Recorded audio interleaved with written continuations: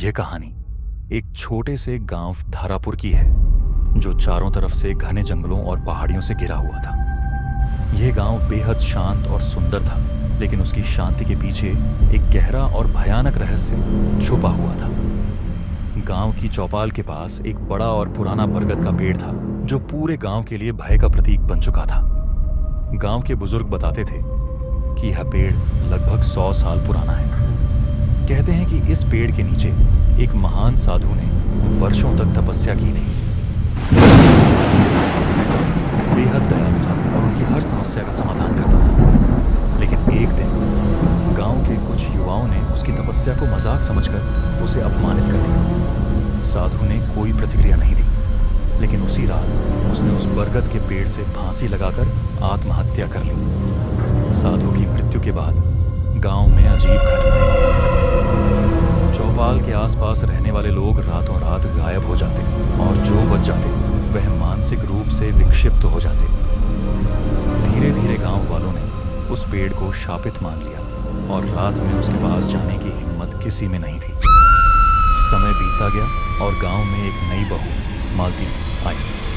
मालती शहर की पढ़ी लिखी लड़की थी और लोग पर विश्वास नहीं करती थी। वह सोचती थी कि ये सिर्फ गांव वालों की कल्पनाएं हैं। एक रात जब उसके पति सुरेश किसी काम से दूसरे गांव गए हुए थे, मालती ने चौपाल के पास से कुछ अजीब सी आवाजें सुनी।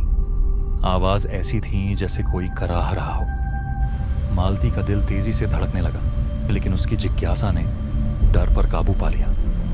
वह आवाज का पीछा करते हुए चौपाल की तरफ बढ़ गई। जैसे ही मालती बरगद के पेड़ के पास पहुंची, उसने देखा कि पेड़ के पत्ते अचानक तेजी से हिलने लगे, जबकि हवा बिल्कुल शांत थी। पेड़ के नीचे एक परछाई सी दिखाई दी जो धीरे धीरे आकार ले रही थी। मालती ने जैसे ही पास जाने की कोशिश की, एक ठंडी हवा का झोंका उसके शरीर से टकराया। अचानक उसे लगा कि किसी ने उसके कंधे पर हाथ रखा। जब उसने पलट कर देखा तो कोई नहीं था, लेकिन जैसे ही उसने पेड़ की तरफ देखा, उसे साधु की छवि दिखाई दी। उसकी आंखें लाल थीं और चेहरा बेहद डरावना। मालती के कदम जैसे जम से गए। वह चीखना चाहती थी, लेकिन आवाज नहीं निकल पा रही। सुबह होते ही मालती बुखार से तपने लगी। जब गांव वालों ने उसके हालात देखे तो उन्होंने पूछा कि रात को उसने क्या किया था। मालती ने सारी घटना सुनाई तो सभी भयभीत हो गए। बुजुर्गों ने कहा, तुमने उस पेड़ की आत्मा को परेशान कर दिया है, अब वह तुम्हें नहीं छोड़ेगी। गांव के पुजारी ने तुरंत सलाह दी कि साधु की आत्मा को विशेष पूजा करनी होगी।